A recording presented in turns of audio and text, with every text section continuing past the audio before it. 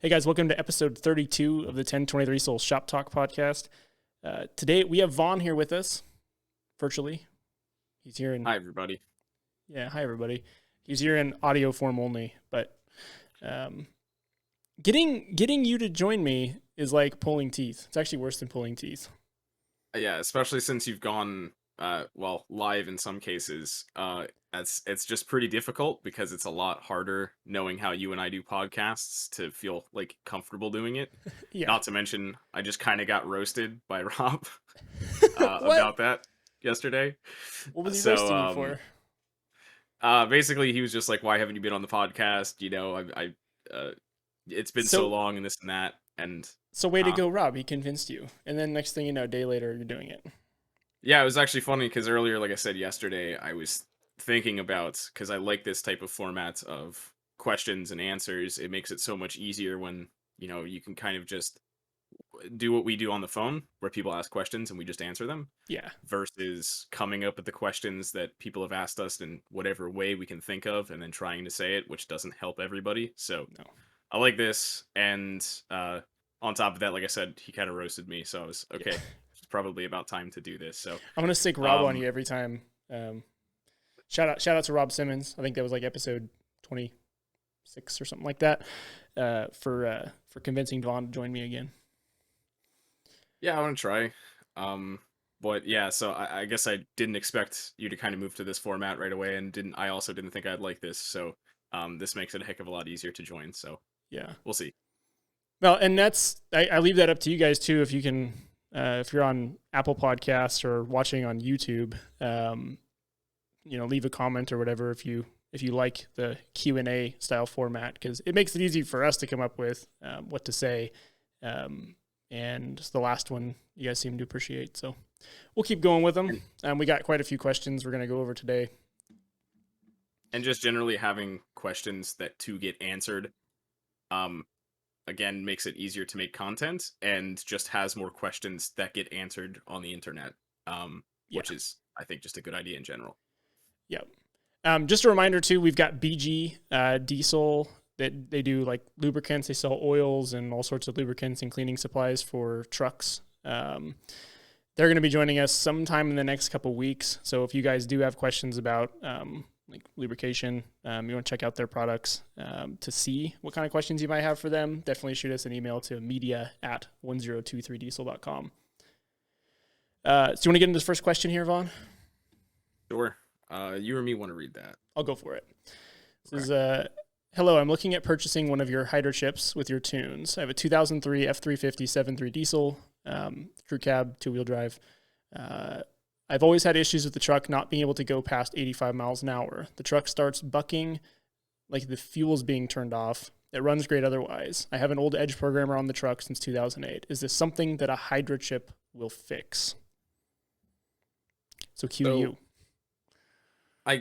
This is kind of right. So let's start off with saying that this isn't going to be a diagnostic answer Q&A session. So I'm not going to jump into diagnosing this particular situation. So we only have this here as a jumping into a something we get a lot, something I definitely get a lot on the tuning side of things, of questions or people that buy parts or that are looking at tuning or just have purchased tuning on our store, or phone calls they get forwarded to me about vehicles that are probably unhealthy in some way, whether the customer knows it or not.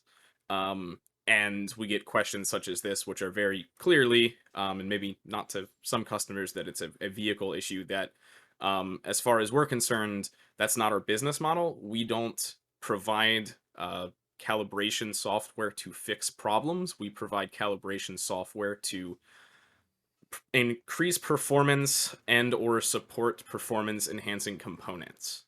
Right. And that makes it I think I just to be clear about what we do here, I guess, is a little bit better, right? And so when people can understand that that's our goal here, or at least if you didn't, now you do.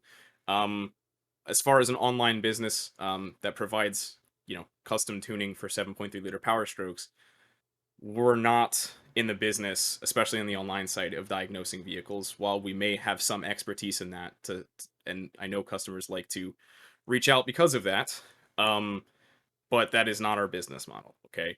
Um, so to get into this a little bit better, this isn't an exact question naturally that we always get, but this is a format of a question that we get a lot of. Hmm. My vehicle, let's say, is underpowered, or it's just not performing how you expected it to. Maybe this is your first diesel. Maybe this is your first 7.3 liter Powerstroke. Maybe this particular model, right? In this case, it's a dual rear wheel. He says it's an F350, so but if it was an F450 or 550, then it would have a lower gear ratio more than likely, and so that can change some things. Um, but if maybe this is a first for you of this particular vehicle configuration, you're not expecting the way it's set up to drive compared to the last time you've had it, or um, a big one being it just is very worn, right? So what happens is I usually, depending on what the components are and depending on where you live and depending on the setup of the vehicle and what you know about the history of the vehicle, such as if it was on road only, if it had a lot of idle hours, if it was up north, down south, depending on the scenario of the vehicle, for how many miles are on it, might give me an idea of how absolutely worn the vehicle is and how much power you've lost or what components have worn out over a period of time. Hmm. And for customers, a lot of questions we get are, I just want to make more power, and let's say even in this customer's case, he's been running a programmer on it, right? And in general, we're probably for stock injectors not going to do that much better in the power department than what this customer is expecting, right? So if you've already been running a programmer, chances are we're probably not going to do that much better for you depending on your setup. So what you're likely looking for when you say I would like more power is probably just because the vehicle is so worn that it's lost more power than you don't really understand, right? I'm probably going to have you jump in a little bit on this when it comes to what we typically see when, let's say, a stock injector vehicle hits a dyno, regardless of the calibration power output. They all at the top end will dyno usually much less than stock horsepower to the rear wheels when they're about over 150,000 miles or more. And I'm sure some people out there will disagree on that timeline or that mileage, but they typically dyno um, very low horsepower, no matter what calibration's in it, for multiple reasons. Yeah. In general, what I'm trying to say is that more than likely, if components haven't been replaced, it's just plumb worn out.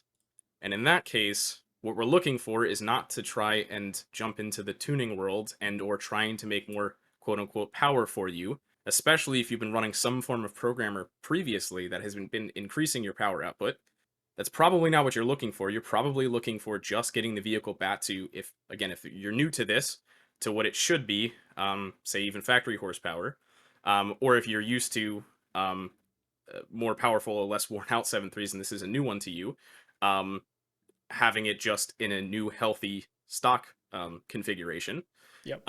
Or if you have had this for 20 years and you just didn't realize you've been driving it for this long and it's slowly lost 20, 30, 40, 50 horsepower since you've owned it, and you just didn't realize how much power it lost because of how worn it's got. And more specifically, when I say worn, we're usually talking about fuel injectors and high pressure oil system, sometimes fuel system, sometimes turbochargers. um, and those are pretty Yeah. important things to. I think one thing that gets overlooked a lot is leaks, like boost leaks, exhaust leaks, and like I don't think that I've ever checked for boost leaks on a truck by like pressurizing the compressor housing on the turbo and not had a leak somewhere. Like, and I think that gets really overlooked too. And there's I think, what is it? It's either boost leak testers or boostleakdetectors.com. They sell just like a little adapter. It's got a Schrader valve and a cap and everything, and it's set up so you can literally just pull your intake off your turbo, stick the tester on there, and just like fill it up like you're filling up a tire. It's got a pressure gauge on it, and they're like $20 or $30 last time I looked. They're super cheap. It's a really good way to check for boost leaks, and I think that's a really good idea because they all leak. And just like one of the going back to like the diagnosing part, like when people say like I'm down on power, like you mentioned earlier, we try to go down the road of like, all right, well, here's potential problems. Like here's some things to look for if you feel like the truck isn't making the power it's supposed to, or we believe that's what the case is. A lot of guys will just be like, oh, my HPOP's fine. The numbers look fine, or the boost is fine. I don't have any leaks, but nobody ever actually tests it. So that's why, like from the beginning, if your truck has issues, fix them. Like, and we can't get into everything you need to do to fix your truck, but you need to start with a base that works, and then have the ability to like have a monitor, some way of monitoring the data on your truck, and that way, once you do have tuning on it, or if you already have tuning and you don't have a monitor, get one, so that you can see what ICP is doing, because ICP is like one of the biggest things that is going to contribute to low power, whether it be because injectors are worn, or low ICP because the pump is worn, or both.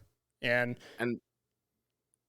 I just wouldn't in that scenario, right? This becomes a pretty big one, and I don't want to spend way too much time on this when it comes to diagnosing. But I do think, as far as for some people, not diagnosing the vehicle may not be their, especially. Turns out these things are not the easiest to diagnose, right? We deal with a lot of shops that, while they say they may be familiar with working on diesel engines, are not as familiar as we'd like them to be with 7.3-liter Powerstrokes. mm-hmm. So we understand this is a relatively specialty application as far as diagnosing these things properly. So maybe that's not for everybody, and maybe you do need to find somebody who does specialize in Powerstrokes to do this, because ultimately, even when you do purchase a logging device, you still need somebody to tell you whether it's good or not, right? And we try our best to do that, but again, that's another service we don't really have a price bracket or idea for, right? That takes a lot of time and effort for us to have somebody answer questions and helping people diagnose their vehicle, right? Yeah. Okay. Which Moving we on try from to there, run when we talk through. about... Go ahead, sorry. Yeah, I mean, that's something we try to run through with people, like once you do have the tools. But yeah, at the end of the day, it's like, it's gonna take us way longer than what it's worth to do that for everyone. Like, we can't teach everyone how to use the tools to diagnose their truck and then help them diagnose their truck. Like, that's not what the service of tuning is. And another thing when it comes to actually having a device, right? Like you had mentioned, plenty of customers will say, "Oh, ICP is great. It's not a problem." There's a big difference, especially when it comes to ICP systems, and specifically in the 7.3-liter Powerstrokes. Is it's not, it doesn't help me when you say it's just good, and that goes for people diagnosing vehicles. So that may be an end customer, that may even be a shop tech, when they're working on a vehicle for a customer and we're dealing with a tech. Okay, just telling me it's good tells me nothing. On top of, if you say, "Oh, it's holding max pressure, it's good," that still doesn't particularly help me either. Oftentimes, I need to see a lot more information. Okay, I usually need to see a lot of other engine parameters: mass, fuel desired, pedal position, basically every other sensor, battery voltage. There's so many things, and I usually go through this with customers right off the bat. I may give you a bunch of PIDs that make no sense for what you're complaining, like what your complaint is, right?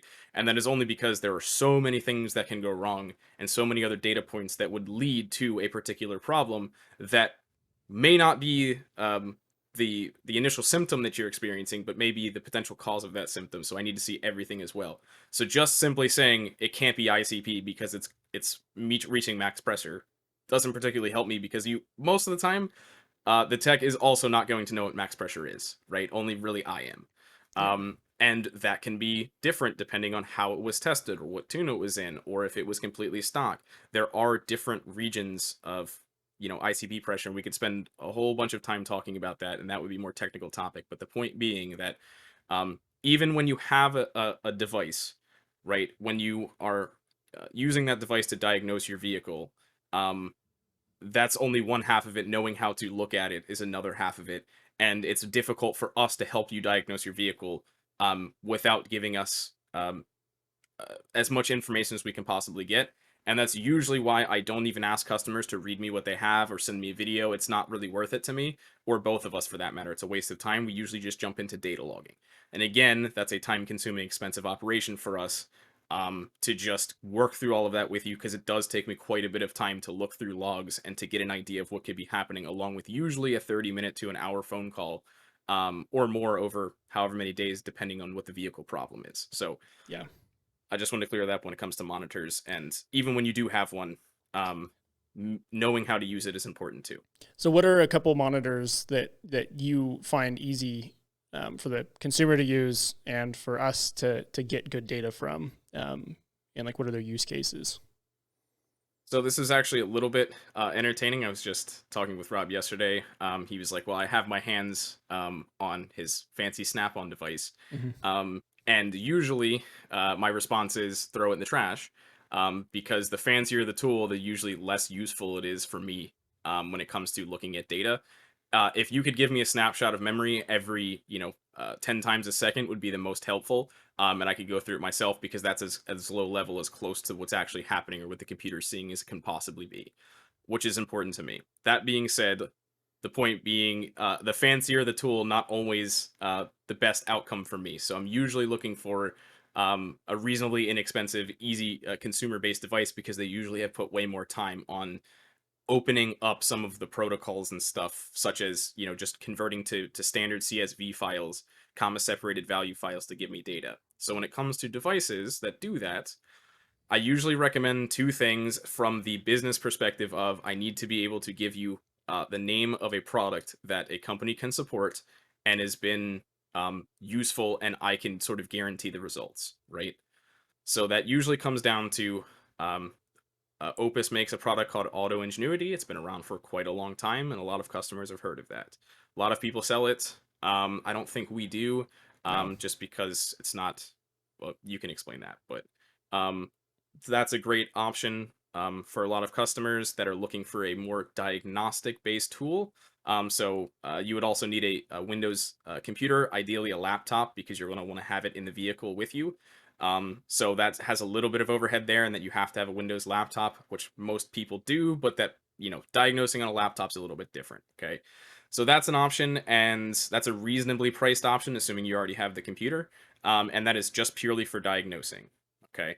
Um, it's not, you're not going to obviously have that in your vehicle at all times. So it's only useful when you have problems and you need to see what's going on, but it works great in that I can help customers along with that. So if you have it and we end up needing to do any diagnostics, um, I can walk you through a good amount of it, which is very helpful, and it by default exports to comma separated value files that I can use. Yeah. The It's not. It's just not a convenient tool. It's a very useful tool, like diagnostic tool, but it's not very convenient. Since you do have to Yep. have the cable and the laptop and all that to do anything. But it has a lot more function than the other stuff you're probably going to talk about. Yeah, absolutely. So that's again just for people that are looking for a diagnostic product.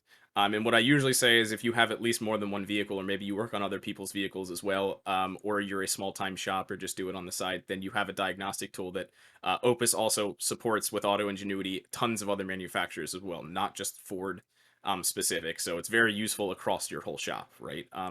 For small time diagnostics.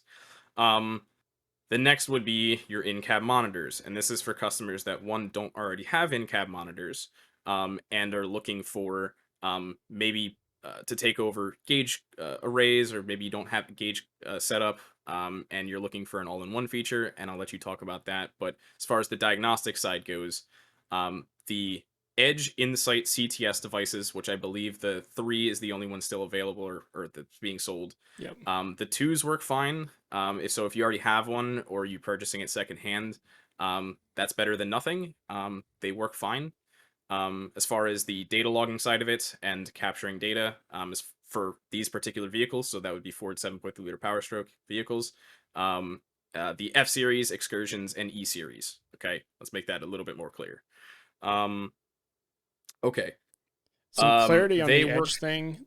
Uh, there's like three different devices. They've got the Insight CTS3, they've got the Evolution CTS3, and they've got an Edge Juice with Attitude CTS3.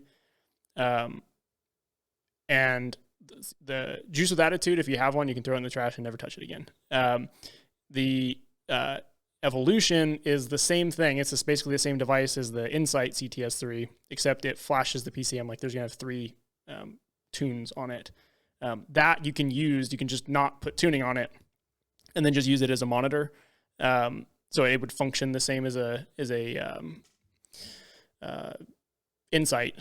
But the Juice with Attitude uses like a control box, I believe, under the hood, and there's really nothing useful about them. Once you like, I don't think that they pull data from the OBD2 port like the Insight or the Evolution does.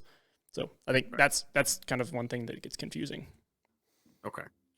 Okay. Yeah. So that's another. If anybody calls me and we talk about that, I'm usually going to say I'm not the one to talk to you about this. I'm just the Yeah. tuner. So that's a big thing. But as far as the diagnostic data logging goes, they work pretty good. So as far as finding the right one for your vehicle, you can answer that. But And they're super um, easy. Like, yeah, you need a data log, you just swipe down from the top and hit the red button. Like, and they by default record all data, don't they? yes and no. I think they by default record whatever PIDs are selected or preloaded to the device. Which is not it's too many to properly record, so that's one thing. So one thing I will say when it comes to these CTS devices, if you and I or customers talk, I usually say just tell me what device you have. Don't try to record anything ahead of time because I will give you a list of PIDs to select when you go to record a data log for me and to test procedure as well. And the reason is mostly for this. This goes for just about every data logging device when it comes to the Auto Ingenuity or one of these in-cab monitors, SCT devices, basically anything that records data.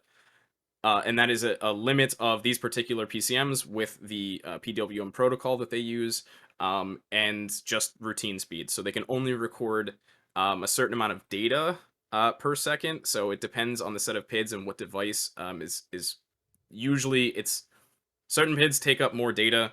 And so, without getting into it too bad, you can only record a certain amount of a particular set of PIDs. And usually that's limited to about, for what I'm looking for these vehicles, about 8 or 9.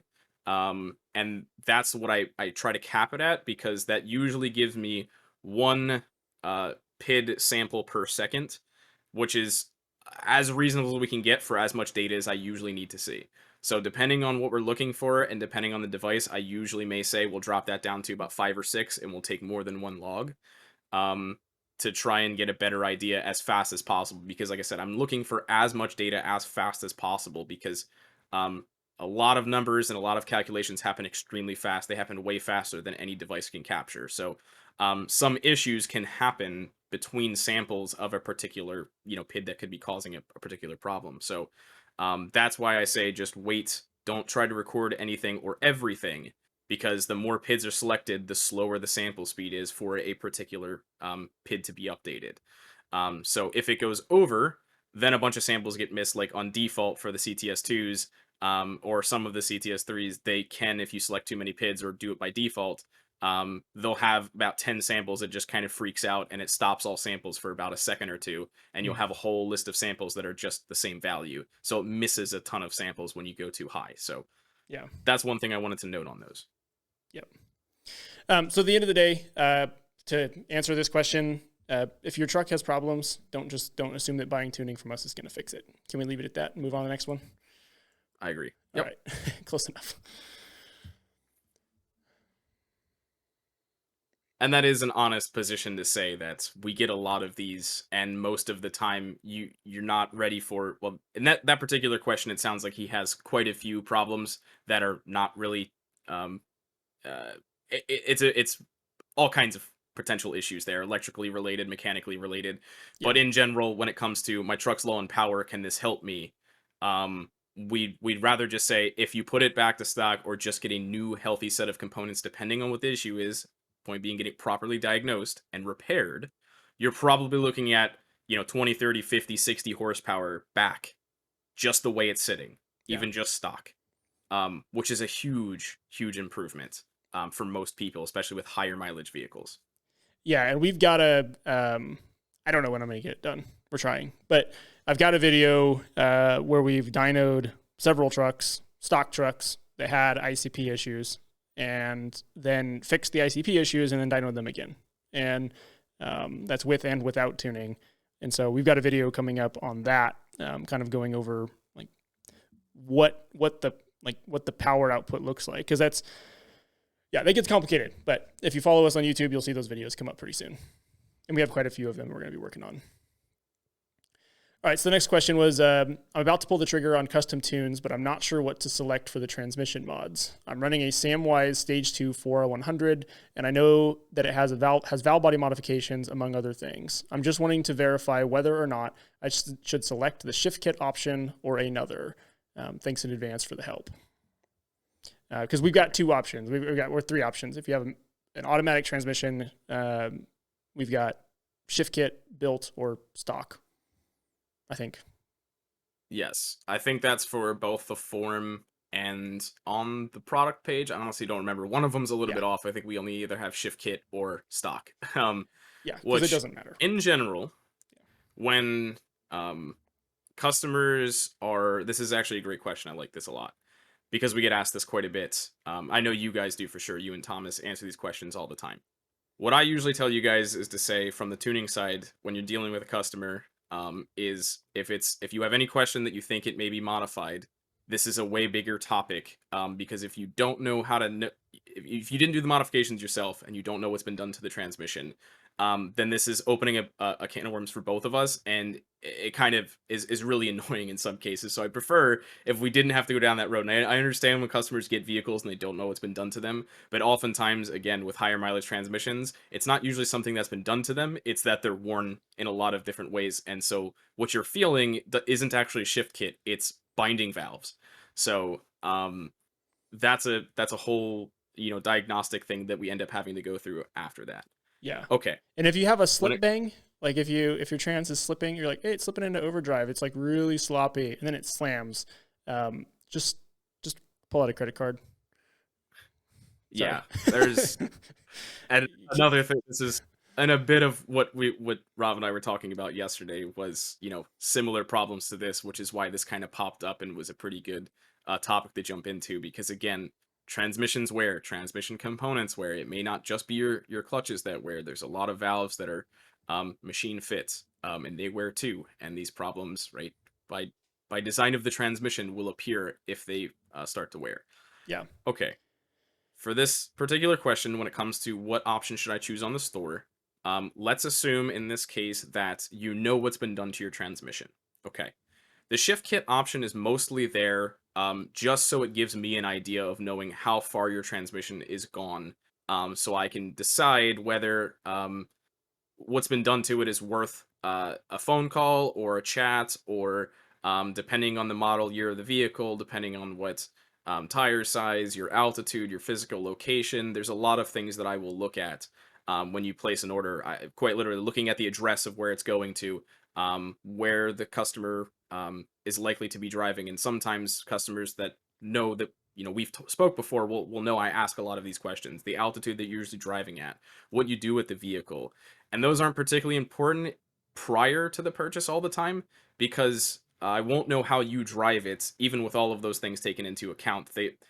Those those questions that I just mentioned that I will ask people have nothing to do. I'm not going to change any of the tuning files to compensate for any one of those problems, just so people know that there aren't switches that we flip to say, oh, for if this guy's towing a lot or if this guy's climbing hills, I'm not going to make any particular changes unless I know that the customer needs those things. Right? We offer the service of support after the tuning gets sent out, but we don't make those changes ahead of time, and I'd argue that not a single tuner out there does either. Yeah. Okay.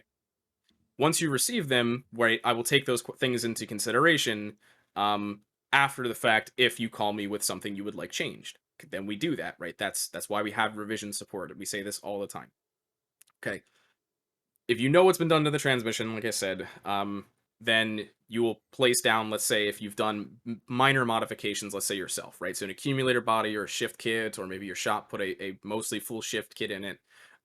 That's why we have the shift kit option. And again, depending on the modifications you give me, so let's say you did select the shift kit option, please be as detailed as you can with what's been done to it. Okay. So if you don't believe it's been a fully built transmission, but you selected the shift kit option, even if it was just an accumulator body, if it's on full valve bodies, if a full shift kit was installed, if clutch tolerance has been modified, if maybe you didn't add clutch counts, but you did change clutch material, just those kinds of modifications internal to the transmission when you select a shift kit because maybe you built it yourself. I would like to know that because it does help me. If you just did an accumulator body, or if you don't know what's been done to it, we usually start off with what we would send for stock transmissions, which would be a slightly more aggressive firmness control.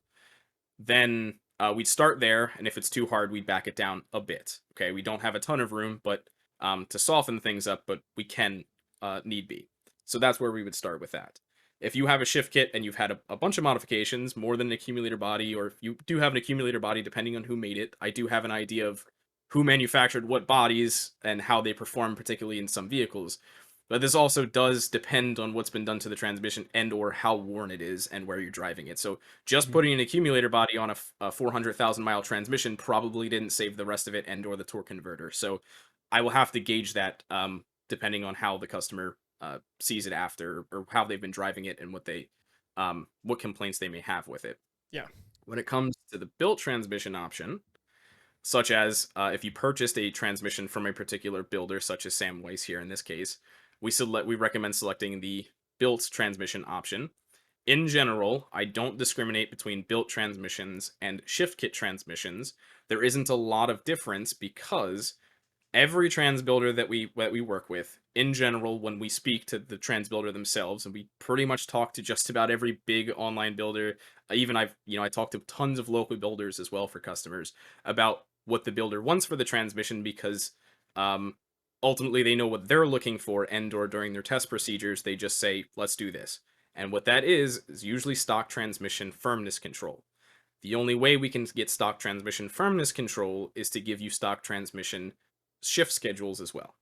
I do have a little bit of a fudge factor in there that some people will notice, but in general, that's where we have to start because that's what builders recommend.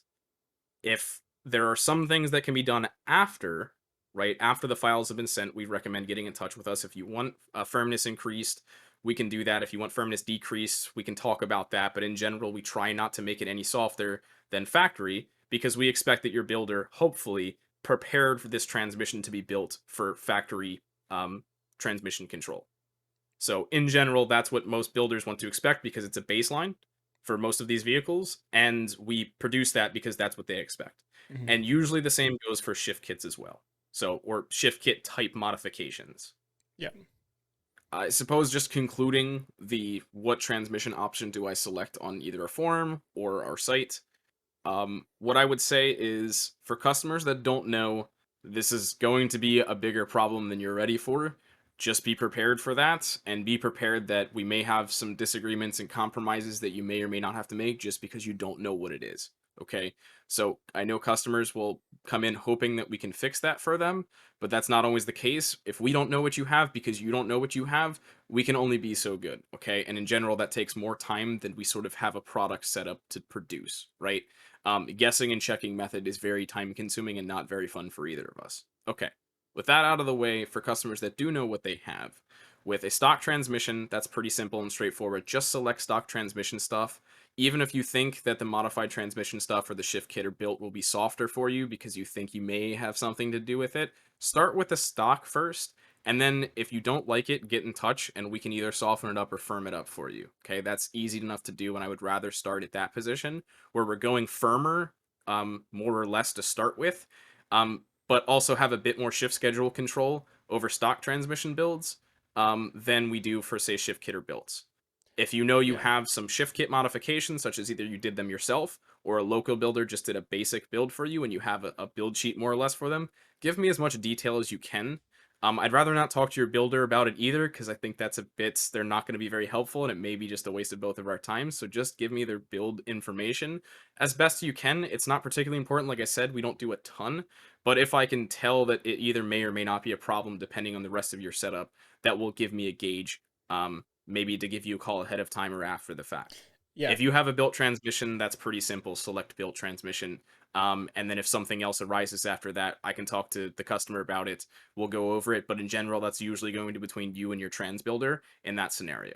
And another thing that I think is important is a lot of times people come in and they're buying tuning from us, and they've got experience with someone else's tuning or a different transmission or whatever. And so you come in saying like, oh, I liked the shift kit tunes from PHP, but my transmission is stock, so I'm going to tell you I have a shift kit because I think that's what's going to run right. Like it, Right. just don't don't try to change the truth that you tell us just because you think that's going to be the right thing. It's going to be totally different. So like let us work with you to make the right choice, if anything. But just tell us the truth of what's actually done to it. Don't try to like make up what you think we're going to want to hear because it's not helpful for anybody. Yeah, absolutely, and that definitely happens more often than we like it to. So again, this is just a reminder. Please just let us know what's actually going on with the vehicle, and then we can discuss it. Right? Don't try to assume or try and outsmart us at this. What decisions we may make for you, because we ultimately are going to have way different transmission control options than some other tuners as well. So we may have a different idea on what to do for, say, your stock transmission builds or your basic shift kits. So Yep. yes. All right. The next question is, hello, I was looking to purchase a 6 or 8 tune chip, and I wanted to make sure that it will work on my van. I own a 2000 Econoline van with a 7.3 turbo. It's a passenger van. So let's talk about Okay. vans, Vaughn. I do want to talk about vans, but do you want to answer the question about the chip thing first? Because I'm assuming that he probably didn't want a chip option, and we know we're going to talk to somebody and say a Hydra in that case anyway. Or Yeah, we can cover chips and make it simple. Basically, there's going to be no time where I'd recommend buying anything besides a PHP Hydra. Um, there's other options. There's arachnids, there's revolvers, there's TS chips, and we're speaking specifically about chips, not just like programmers or flash tuners or whatever. The chip that's like a device that's going to plug into the J3 port on your PCM. Um, the revolver, arachnid, TS, and Hydra essentially like they serve the same purpose. And in the case of the arachnid, revolver, and PHP Hydra, they all accept the same exact tuning. We could put the same tune on any one of them, but there's really not a big price difference between them. And as far as I'm aware, we're the only company that will flash arachnids. And I don't know of anybody else that flashes revolvers either, but somebody might. And so if you went the route of a revolver or an arachnid, you would be limited to tuning from probably just us. And on top of that, anytime you need a change made or you change injectors or whatever, anytime you need to put different tuning on that chip for any reason, you have to send it back to be burned. And with a Hydra, it's an email away. It's much easier, which that leads to a lot of problems too, in the expectation that more stuff is going to be emailed. But that's a totally different subject. But yeah, PHP Hydra is definitely the way to go, pretty much all the time. and I think to sum up the chip solution, or the chip question when we're talking about other devices aside from the power hungry Hydra, is that there, in this business we've been here long enough to know that there is not a one size fits all. We're Mm-hmm. also not the company for everybody either, right? Yep. Our control in general isn't, and not every chip. There's not one size fits all. So we're never going to recommend an option that is meant to be a one size fits all, such as a pre-burnt chip. Yep. And I can't say that obviously they can be reburnt, but the idea is once you get it, and I know a lot of customers are looking for, I just want to buy it, put it in, and forget about it. But I wish that was the case. It's not. Again, there's not a one size fits all, especially going into, say, the van scenario. There's a lot of different options of vehicles, and they all get nuanced and complicated in different ways. Yeah. All right, ready for van stuff? Tell me about van stuff on. All right. So, we don't often talk about the Econoline series because it doesn't. There's not very many of them. I usually run into more PCMs that belong to Econolines that aren't in them more than I deal with actual vans. Mm-hmm. Okay. If you have a 2000 and later van, there's a much greater chance that we can support them. Okay, and support them meaning that we may not be able to help you with tuning whatsoever, and we may just turn you down completely just because they're kind of a pain. The earlier model vehicles, such as the 98s and the 99s, can be a real big pain because they have strange cutoff dates and they have a bunch of different PCM options that have a ton of different support.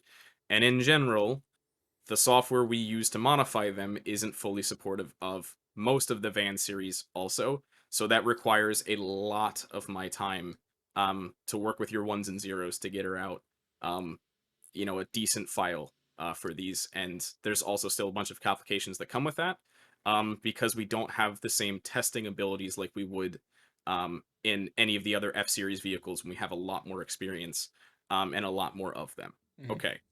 For the later models, the 2000s to 2001s are the sort of easiest, best range to work with as long as the PCM hasn't been changed. And there's a list of PCMs that I recommend for those. And in general, I don't ever recommend just swapping PCMs because you heard me just say it. Don't talk to me first. Don't just put whatever PCM because I said it would be better. There's a lot of complications with that. Okay. With vans, the 2000 to 2001s, I have the best support for and the best experience working with. There's still a handful of complications that can appear, but the biggest thing to work with is that the vans, just fundamentally by design, are completely different from the F-Series vehicles in a lot of ways.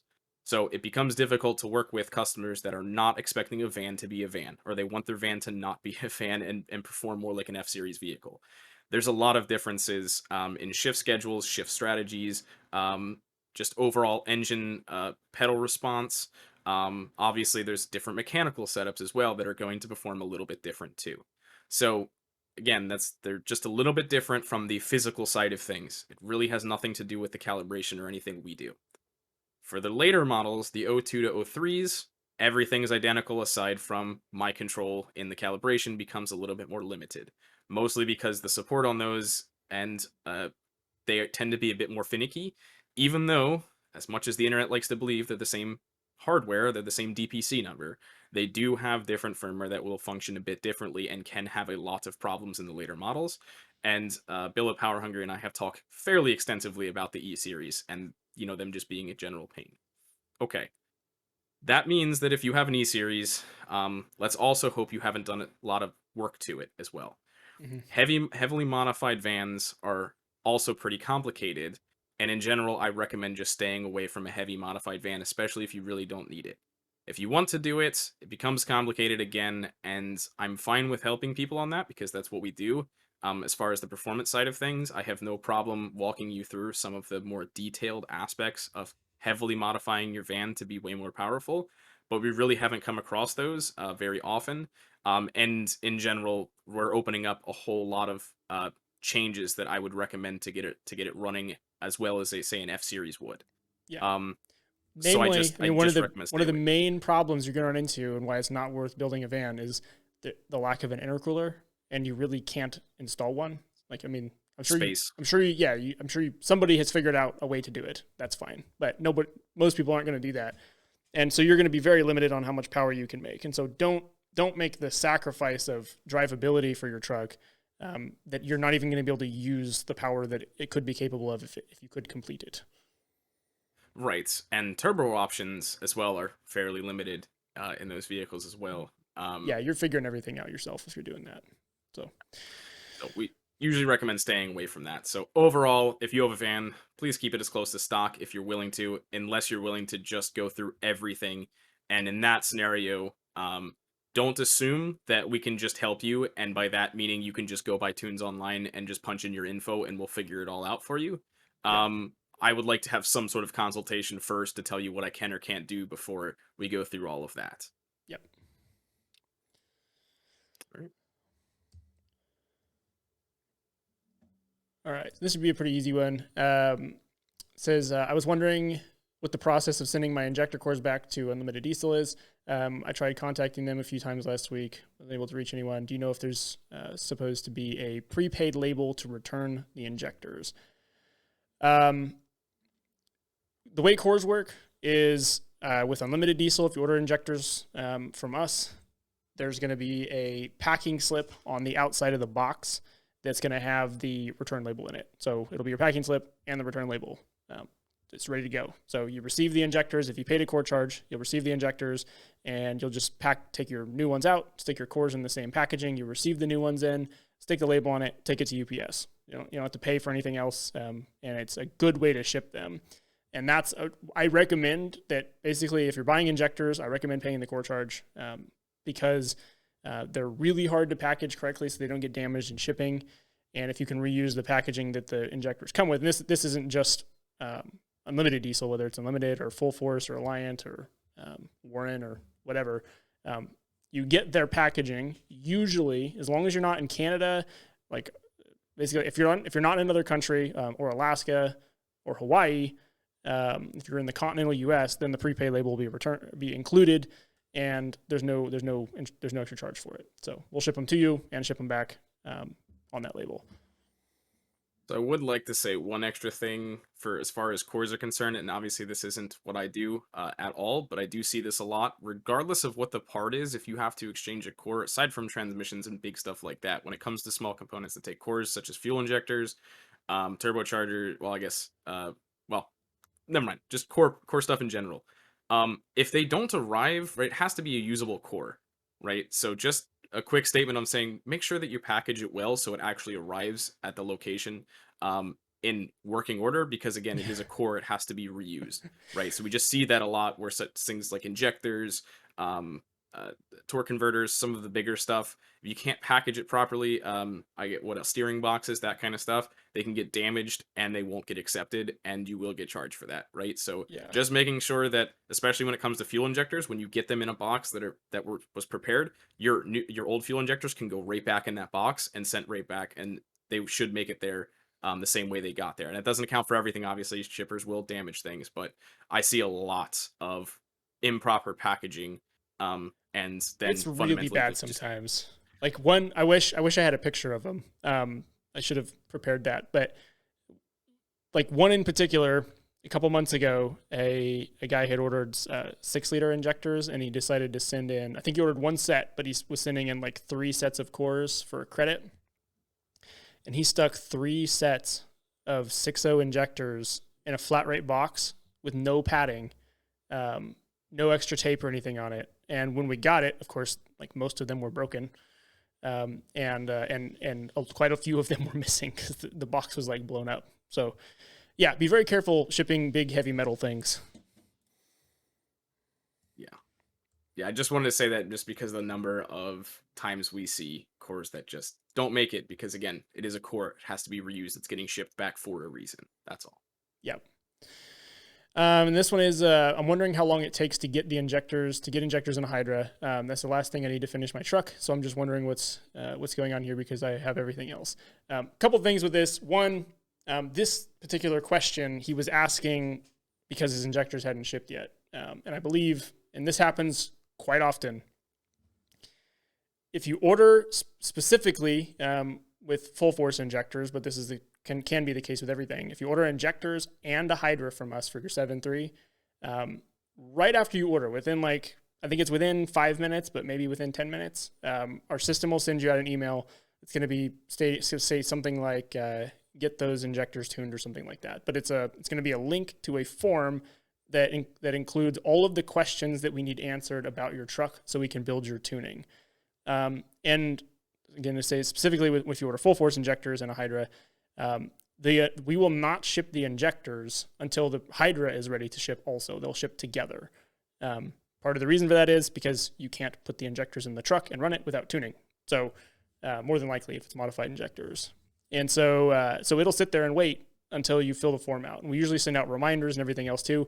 But if you have Gmail is the worst. If you have a Gmail account, make sure to check your promotions or junk or spam or whatever folders, because a lot of times our forms and those emails get sent there instead of your inbox. But make sure if you order injectors and you order tuning, look for the email. It'll come right after your confirmation email for your tuning form that has to be filled out. And at the top of the form, there's a whole list of basically all the questions that you don't know how to answer, like how to find your PCM code or how to find your Hydra serial number and stuff like that. There's links to videos at the very top of that form. So, with that, this is an automated system. yeah, And unless your email doesn't work, right, the email address you put in there, you will get the email. We don't control it; it gets sent out. Period. Okay, so you will have it. Just make sure that you check your email. it's never not sent Again, an email. It never once. It always will. yeah. Yes. So that's just important when it comes to filling out the form. Like you said, when we don't ship injectors from full force until the Hydra is ready, which means the Hydra won't be ready until you send me the tuning form. Okay. Yep. Unless you specify otherwise ahead of time, you would like everything to ship and then you would like to fill out the form later. I know a lot of our shop customers like to do that. A lot of our dealers will they want to get everything ready. And get it all, and then they can get it back to me. There is one extra step with that, though. Again, if you ordered a Hydra, and that's what we're waiting for, and you want it shipped out, you will need to send me your serial number, because it will ship out where I don't have control over it, so I don't get the serial number. So that will That's the one extra step you have to take if we send the Hydra ahead of time. Yep. But again, the Hydra by default will not get shipped unless I receive that form. And like I said, we do send out some reminders for customers that may or may not have seen that email enter their inbox, or again got recategorized, but that will need to happen. Yes. And I have no problem answering questions for those forms that are submitted. A lot of customers will submit them partially filled out and ask for help, and that's not a problem. Um, but once that form is submitted, that I can usually get done within 24 hours or one business day, depending on the setup, depending on the size of your fuel injectors or what else is being done to the vehicle. But when you submit that form, it's not a guarantee that I won't have to put that aside or I have to call you for some extra questions because I won't know what's been done to the vehicle till you fill that form out. And then I know, well, maybe this isn't the right setup for you. And that's a topic for another probably whole podcast. Yeah. But that opens a bunch of questions that ultimately, because I have to schedule that probably pretty long phone call, might take some extra time. So if you don't hear anything from us, which is often the case as well, once I get the form and it's prepared, there's usually no need for us to notify, hey, everything was just okay, because the next notification you're going to get is that everything shipped, which Yeah. usually happens either the same day or the next day. So there's usually no need for us to send a, hey, I received everything for you. You'll just get a notification when everything ships. Yeah. And So some that's why we stuff have them. like injectors, they're built to order basically all the time. So there could be like a couple days from the time you order until they're ready to ship, regardless of whether you submit your tuning form immediately or not. Oh, and one last thing I guess I wanted to say when it comes to that, you had mentioned, well, you need tuning to have the injectors run because of customers that are often in a pinch, depending on the vehicle in general, unless you say have a 200% nozzle fuel injector, and even then, depending on what you're doing with the vehicle and you need to get it started and running, without tuning in the Hydra, you can do that. And you can do it mostly safely, just drive easy on it while you're waiting. It will idle poorly, it'll probably smoke aggressively, and there's a lot of other just performance aspects that are just bad in drivability, but it will start up and run in all cases. You do not need tuning for the vehicle to start up and run. Yes, Okay, that's so true. just for that to be clear, You need tuning for the truck to run correctly. Which another thing I'll say this before we move on to the last piece here. Don't install the chip.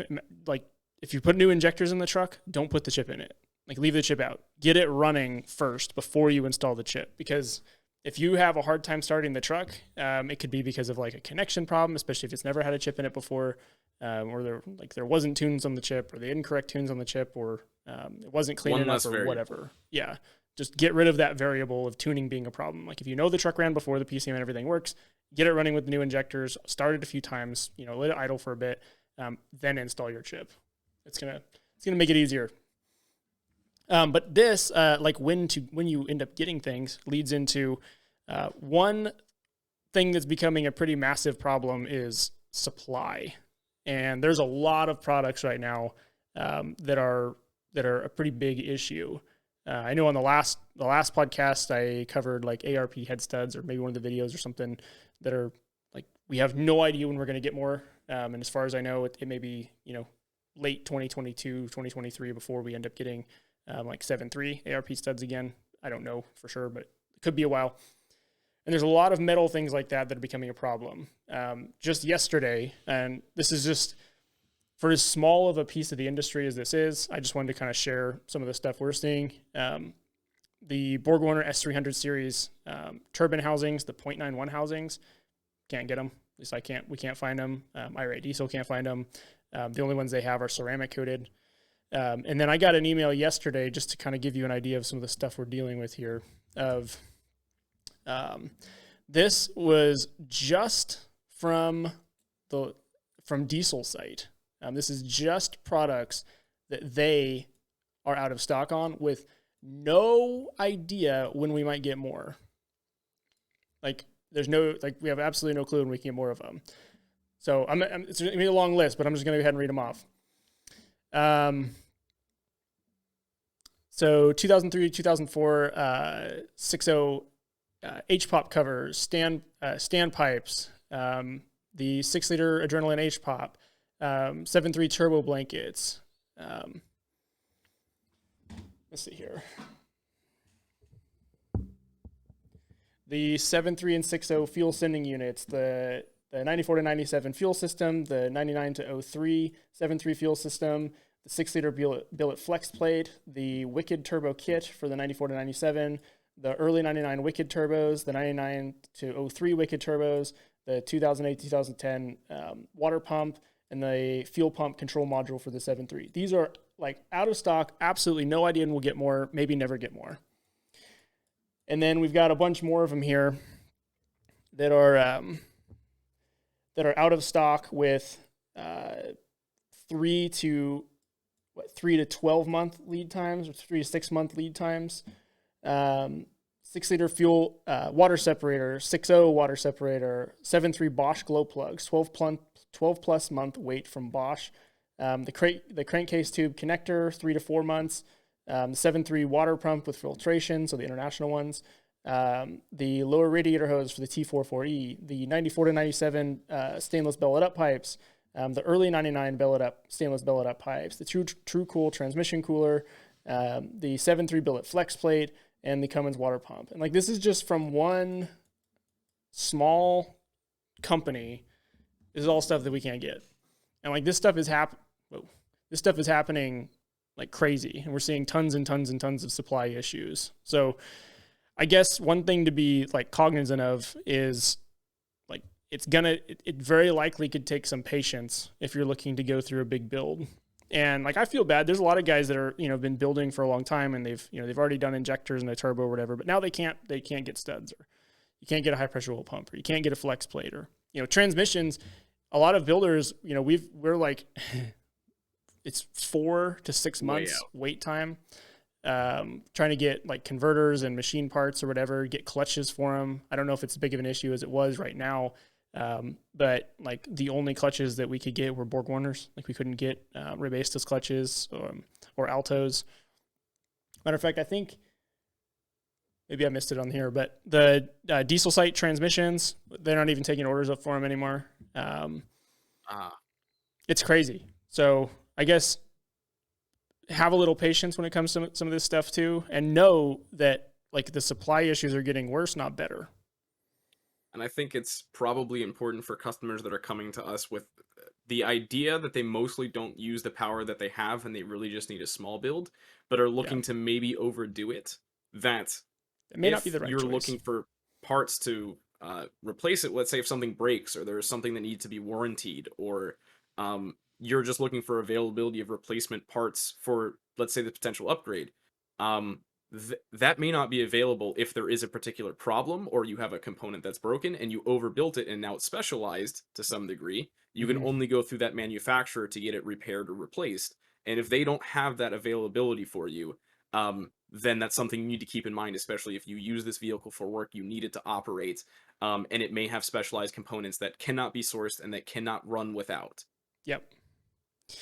Yeah, no, and we've got several trucks that are waiting on stuff, and have been for like months. Like engines, like been waiting 6 months, 8 months, 9 months for engines for them. We've got a 6.7 that, this doesn't apply to 7.3s obviously, but we got a 6.7 that I think it's a work truck. It's a 2016, and it's been waiting for a DPF and sensors.